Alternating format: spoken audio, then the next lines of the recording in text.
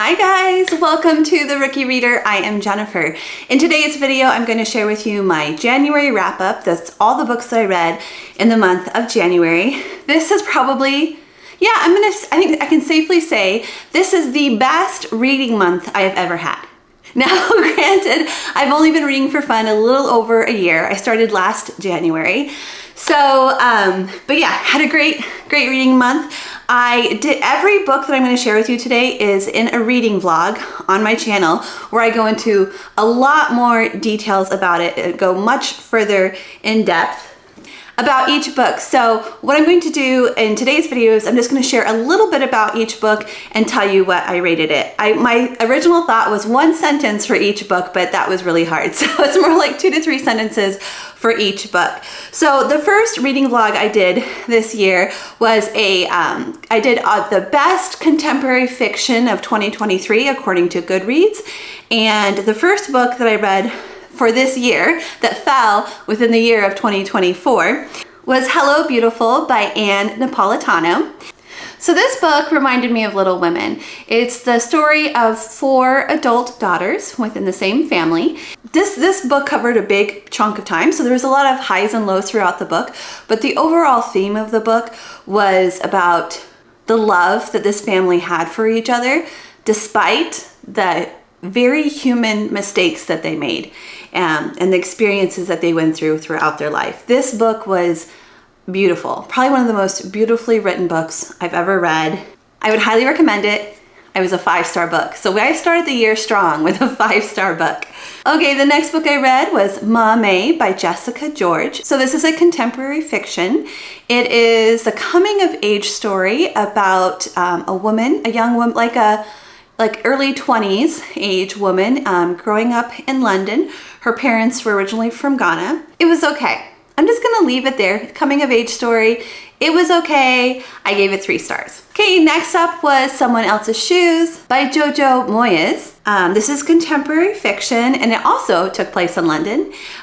So in this story, 2 women, they accidentally switch bags at a gym in London.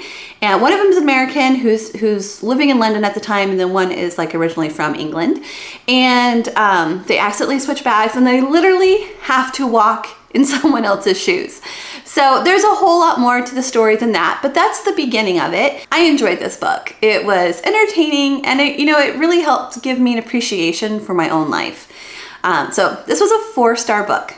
So the last contemporary fiction book on this list is The Wishing Game by Meg Schaefer. This is a grown-up version of Charlie and the Chocolate Factory. In this book, a group of adults are given the chance to win the newest manuscript of their favorite childhood author, and then all the money that comes with that manuscript if they choose to sell that to a publishing company. So this group has to travel to a remote island where this author lives, and then they compete in a series of challenges to see who is going to win this manuscript. This story was so sweet. It was entertaining and I really enjoyed it. 5 stars. Okay, so the next reading vlog I did was for the best romance books of 2023 according to Goodreads. And I started out thinking that I was not a romance fan. So let me share with you what happened. I'll share with you the books in order. So the first one I started with, the first one was The 7-Year Slip by Ashley Poston. So this is a story of a magical apartment that can time travel, and it brings 2 strangers together who fall in love. And this book helped me realize that I might be a romance fan. I really enjoyed this story. I gave it 4 stars. The next romance I read was Happy Place by Emily Henry, and this one actually won the first place for the best romance of 2023. I originally tried to read this story last summer and I ended up DNFing it, and I'm so glad that I came back to it and I read it again because the second time I absolutely loved it. So this is a story of an adult friend group who originally met in college, and it's a story of their struggle to keep that friendship alive even as they enter, they're now going different directions in their lives. As young adults, young professionals, they're all moving in different directions. This book also has a fake dating trope about 2 exes. So 2 people in the group were we're together and now they're not, and they're still pretending to be together. So there's that whole thing going on in the book. And this is the book that helped solidify that I am indeed a fan of romance novels. I loved this story. I gave it 5 stars.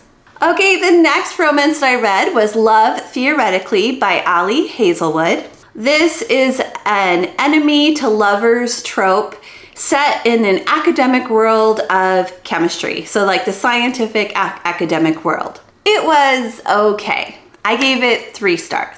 Okay, so this next book wasn't actually on the list of the best romances of 2023. It was on there for 2022, and it was the first book in a 2-part series, which is why I read it first. And it was Part of Your World by Abby Jimenez.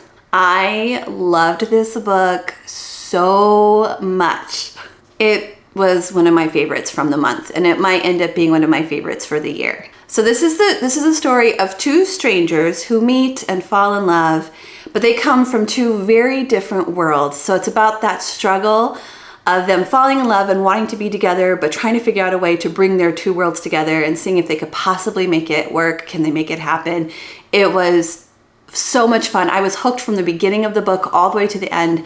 Loved this book. It was 5 stars. So the next romance that I read was the second part of this series called Yours Truly by Abby Jimenez. And just side note, you don't need to read them in order. They can definitely stand alone. I didn't know that when I read the first one, but I'm so glad I read the first one because like I said, it's probably gonna be one of my favorite books of the year. So in Yours Truly, it has a fake dating trope, and I loved both of the characters in this story so much.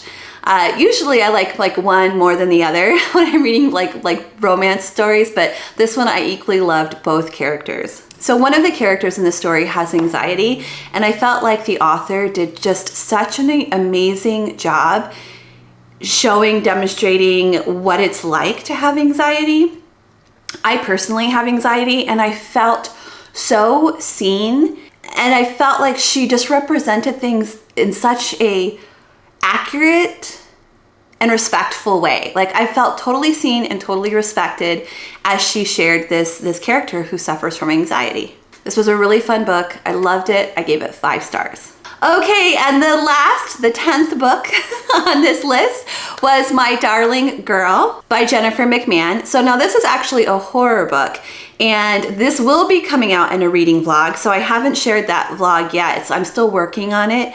But this book solidified for me that I am not a horror fan. I kind of went into this vlog thinking, the vlog that I haven't shared yet, thinking I might not be a horror fan. I originally was going to read just horror books for that vlog. I ended up changing my mind. You'll see if you watch the vlog. But this is the first one I read, and it just solidified that idea of like, nope, not a horror fan. This is not my happy place. This is not where I want to be.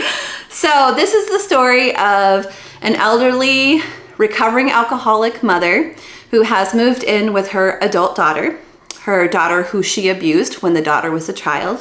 So this book also delves into potential supernatural events and also mental health issues.